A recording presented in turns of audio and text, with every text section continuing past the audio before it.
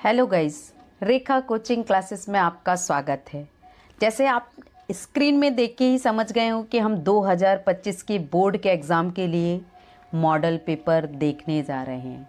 तो ये जीव विज्ञान का ऑब्जेक्टिव मैंने आपको सॉल्व करके दिए हैं। क्वेश्चन आंसर आप अपने कॉपी के अनुसार जो आपने नोट्स बनाए हैं उसी के अनुसार आपको रिप्लाई करना है एग्ज़ाम के लिए, और ये प्रैक्टिस करना है। आपको पेपर में आते हैं तो आपने जो बहुत अच्छे से तैयार किया है आपको उसी हिसाब से लिखना है। सभी बच्चे ये चीज़ याद रखें, हमेशा बोर्ड एग्ज़ाम में जो आंसर आपसे बहुत अच्छे से बनते हैं प्रॉपर, आप उन्हें अटेम्प्ट करिए, और क्वेश्चन नंबर आप जो अटेम्प्ट कर रहे हैं उसी नंबर को डालकर लिखिए। अथवा का क्वेश्चन नंबर अटेम्प्ट कर रहे हैं तो वो उसका नंबर, या फिर जो भी प्रश्न अटेम्प्ट कर रहे हैं उसे सीक्वेंस में तरीके से लिखिए, क्योंकि बच्चे कोई भी प्रश्न हल कर देते हैं, नंबरिंग नहीं करते हैं। तो आप याद रखिए, बोर्ड क्लास के स्टूडेंट हैं, बोर्ड क्लास के स्टूडेंट्स को कुछ नियमों का पालन करना बहुत ही आवश्यक है, क्योंकि ये कॉपियाँ बाहर जाती हैं तो चेकर सारी चीज़ों को चेक करता है, और अच्छे मार्क्स पाने वाले बच्चों के लिए रूल्स फॉलो करना बहुत ही आवश्यक है।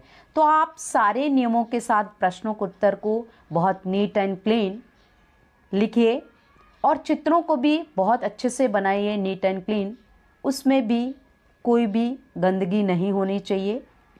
तो आइए शुरू करते हैं हम प्रश्नोत्तर की श्रृंखला। सबसे पहले हमारे सही विकल्प को जानेंगे। तो हमारा सही विकल्प का पहला पॉइंट कहता है माइकोराइज़ा का उदाहरण है। माइकोराइज़ा को कवक मूल कहते हैं, याद रखिए। तो जो माइकोराइज़ा है वो परजीविता, सहभोजिता, पारस्परिकता और अपघटक। तो आपको याद रखना है पारस्परिकता। याद रखना, पारस्परिकता को सहजीवता भी कहते हैं या सहजीवी जीव भी। याद रखना, माइकोराइज़ा कवक मूल जिसे कहा जाता है हिंदी में का उदाहरण होता है, तो जिससे उसे पोषण प्राप्त हुआ कवक को, और अन्य जीव को भी आधार प्रदान हुआ। इसलिए आपको याद रखना है पारस्परिकता, या फिर ऑप्शन में आ सकता है सहजीवता या सहजीवी। दूसरा पॉइंट बोलता है मलेरिया के मच्छर रुधिर द्वारा निर्मित उत्पाद जो ठंडा और बुखार उत्पन्न करता है, तो वो क्या है? तो आप याद रखिए, हिमेटिन, सफनर डॉट्स, हेक्मोजॉइन या हिमोटॉक्सिन। तो आपको याद रखना है हेक्मोजॉइन जो है आपका आंसर होगा। नेक्स्ट थर्ड पॉइंट बोलता है बीज में स्थायी बीजांडकाय को कहा जाता है। तो याद रखिए, उसे पेरिस्पर्म कहा जाता है। लिलम, चालिजा या चैलिजा या टैगमेन जो कहते हैं, ये नहीं, आपको याद रखना है उसे क्या कहते हैं, पेरिस्पर्म कहते हैं। तो ये थे हमारे 3 सही विकल्प। आइए जानेंगे अगला पॉइंट।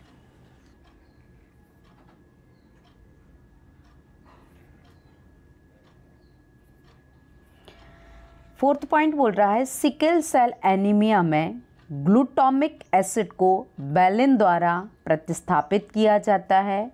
तो उस ट्रिपलेट कोड बैलिन कौन सा है? तो आपको याद रखना है वो ट्रिप्लिन कोड जो है वो GUG है। वेरी इंपॉर्टेंट है ये।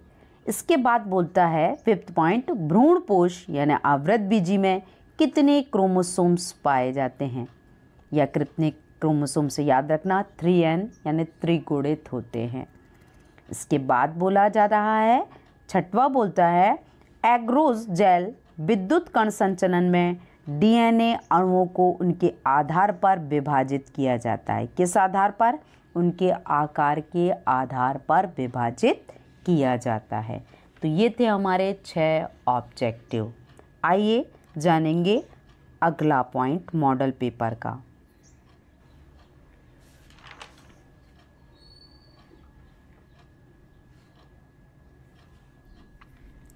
बोल रहा है रिक्त स्थान में प्रो इंसुलिन में खालिस्तान होता है जो परिपक्व इंसुलिन में नहीं पाया जाता। तो आपको याद रखना है सी पेप्टाइड होता है। नेक्स्ट सेकंड पॉइंट बोलता है एडेनोसिन डीएमिनेज एंजाइम से संबंधित जीन में उत्परिवर्तन के कारण होता है। तो आपको याद रखना है SCID है। ठीक है। इसके बाद थर्ड पॉइंट बोलता है एक पारिस्थितिकी तंत्र में हरे पौधों को खालिस्तान कहा जाता है। तो याद रखना हरे पौधे हमेशा उत्पादक होते हैं। तो आपने पारिस्थितिकी चैप्टर में जब क्वेश्चन आंसर समझा है तो आपको पता होगा उत्पादक हरे प्लांट होते हैं, उसके बाद प्राथमिक उपभोक्ता, उसके बाद द्वितीयक, उसके बाद सर्वोच्च। इसके बाद फोर्थ पॉइंट बोलता है एक परिपक्व कूप में से डिंब के निकलने की प्रक्रिया को क्या कहा जाता है। तो आपको याद रखना है खालिस्तान में आएगा ओव्यूलेशन। नेक्स्ट फिफ्थ बोलता है DNA फिंगरप्रिंट में अनुक्रम में कुछ विशिष्ट क्षेत्रों में अंतर की पहचान करना शामिल है जिसे खालिस्तान कहा जाता है। तो आपको याद रखना है पुनरावृत्ति DNA।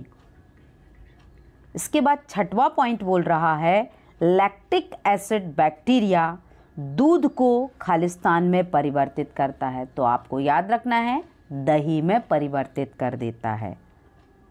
आइए जानेंगे अगला पॉइंट।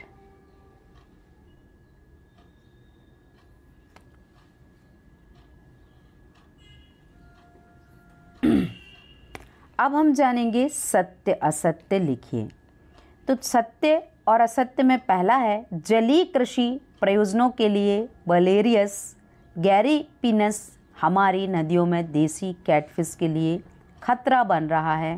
ये क्या है? तो याद रखना बिल्कुल सत्य है। नेक्स्ट है मनुष्य अंडज अणु है। अंडज अणु का मतलब है अंडे देने वाला। तो मनुष्य अंड नहीं है, जरायुज है, तो असत्य होगा। नेक्स्ट है सिफिलिस एक यौन संचारित रोग है। तो आप याद रखिए ये सत्य है। लाइकेन का उपयोग औद्योगिक प्रदूषण संकेतक के रूप में नहीं किया जाता। तो किया जाता है, आपको याद रखना है असत्य है ये। कैंसर उत्पन्न करने वाले जीन को ऑन्कोजीन्स कहा जाता है, सत्य है। तो डेफिनेशन भी हुई है उसकी। नेक्स्ट बोलता है प्रत्येक इंटरफेरॉन की अपनी विशेषता होती है। तो ये भी सत्य है। तो ये हमारे 6 पॉइंट हुए सत्य और असत्य में। जानेंगे हम अगला पॉइंट।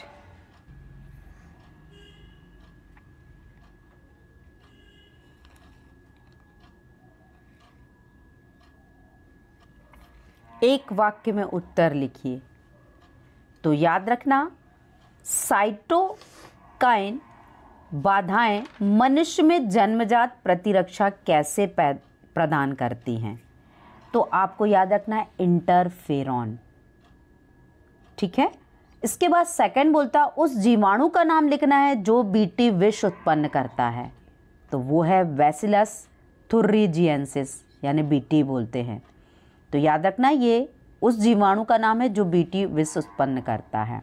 नेक्स्ट थर्ड है पृथ्वी के फेफड़े किसे कहा जाता है। तो अमेजन उष्णकटिबंधीय वर्षावन को कहा जाता है। वेरी इंपॉर्टेंट है। इसके बाद जिफ्ट का पूरा नाम जाइगोट इंट्रा फैलोपियन ट्रांसफर। आपको एक नंबर में खालिस्तान में भी पूछा जा सकता है और एक शब्द में पूछा ही गया है। नेक्स्ट है मिलर ने अपने प्रयोग में कौन से पदार्थ लिए। तो याद रखना है आपको मीथेन, पानी, हाइड्रोजन और अमोनिया, इन पदार्थों को लिया। आइए जानेंगे अगला पॉइंट।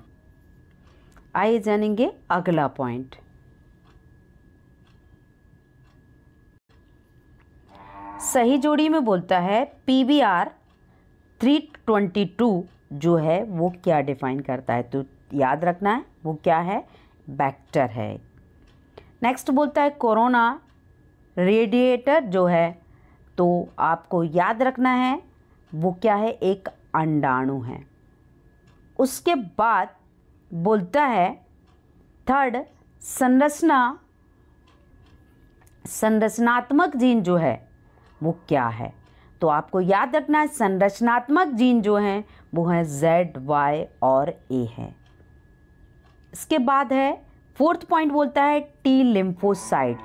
तो जो टी लिम्फोसाइट हैं वो अस्थि मज्जा में पाए जाते हैं। नेक्स्ट है प्रतिस्पर्धा। तो जो हानिकारक अंतः जो क्रिया है वो है प्रतिस्पर्धा से संबंधित है। तो ये थी आपकी सही जोड़ी। आइए जानेंगे अगला पॉइंट क्या बता रहा है।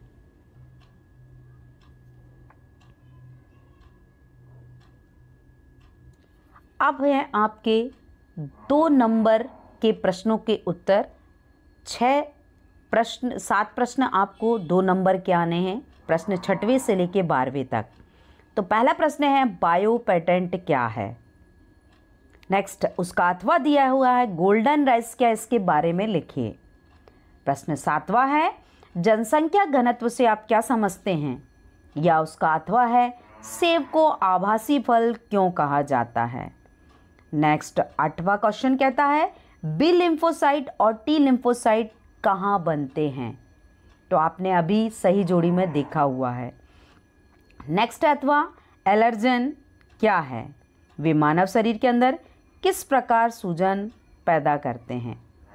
नेक्स्ट 9 नंबर का क्वेश्चन कहता है द्विलिंगी पुष्प क्या है, उदाहरण दीजिए।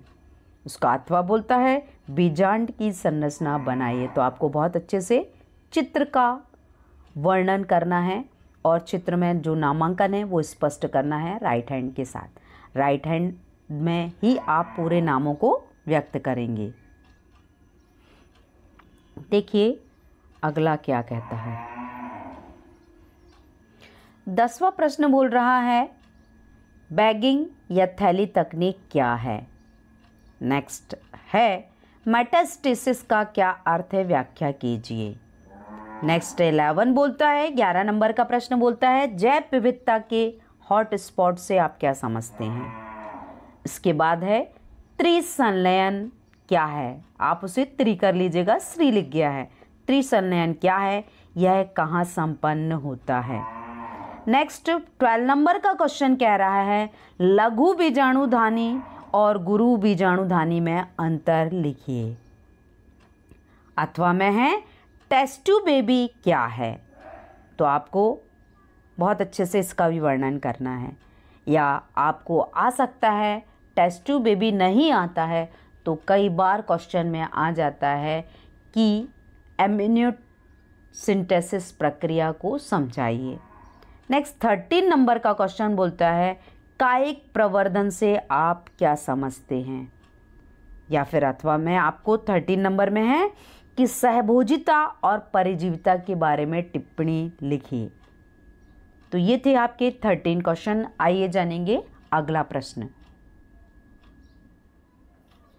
देखिए 14 नंबर का प्रश्न क्या बता रहा है। बोलता है खाद्य श्रृंखला को चित्र सहित समझाइए। तो आपको चित्र सहित वर्णन करना है। नेक्स्ट अथवा में बोलता है पोषी स्तर क्या है, यह कितने प्रकार का होता है। 15 नंबर का क्वेश्चन है पवित्र उपवन क्या है, उनकी संरक्षण में क्या भूमिका है। नेक्स्ट अथवा उसका पॉइंट बोलता है डीएनए फिंगरप्रिंट क्या है, उसके महत्व को भी समझाइए। इस तरह से पूछा जाता है। नेक्स्ट 16 नंबर का है डाउन सिंड्रोम व टर्नर सिंड्रोम को समझाइए। अथवा में है मानव की शुक्राणु की संरचना का वर्णन कीजिए। 17 नंबर का क्वेश्चन कह रहा है पीसीआर क्या है, पीसीआर तकनीक को समझाइए। अथवा में है पारितंत्र किसे कहते हैं, पारितंत्र के घटकों का वर्णन कीजिए। तो आपको पारितंत्र के जो घटक जैविक अजैविक पूरा आपको बहुत अच्छे से लिखना है, क्योंकि ये 3 मार्क्स के क्वेश्चन के आंसर हैं। आइए जानेंगे हम 4 मार्क्स के क्वेश्चन के आंसर। देखिए 18 नंबर का हमारा प्रश्न क्या है। बोलता है 80 नंबर बी लिम्फोसाइट एवं टी लिम्फोसाइट में अंतर। अगला बोलता है अंड जनन क्या है, अंड जनन की प्रक्रिया को चित्र सहित समझाइए।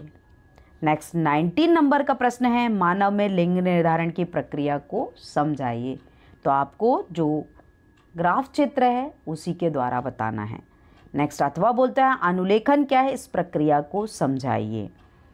अगला प्रश्न बोलता है व्यसन की प्रमुख कारणों का वर्णन कीजिए, यानी व्यसन किसे कहते हैं ये भी बताना है आपको, व्यसन के पूरे कारण बताना है, क्योंकि 4 मार्क्स का क्वेश्चन है, आपको बहुत अच्छे से लिखना है। नेक्स्ट बोलता है जीवाणुओं के विभिन्न क्षेत्रों में उपयोग बताना है। तो आप नंबर के हिसाब से आपको लिखना है, 2 लाइन 1 लाइन नहीं लिखना है, 4 मार्क्स का आंसर है, आपको बहुत अच्छे से लिखना है। तो ये था आपका बायो का मॉडल पेपर। तो आपको बहुत अच्छे से लिखकर प्रैक्टिस करनी है। आपको मैंने मोस्टली इम्पॉर्टेंट क्वेश्चन बताए हैं इस मॉडल पेपर में। तो ये पहला मॉडल पेपर था। अगले मॉडल पेपर में और अगले वीडियोस में फिर मिलते हैं। आज का वीडियोस यहीं। तो thank you for watching my videos. Please like and subscribe. अगले वीडियोस में आप और भी क्या चेंजेस चाहते हैं तो प्लीज़ आप कमेंट करके बोल सकते हैं।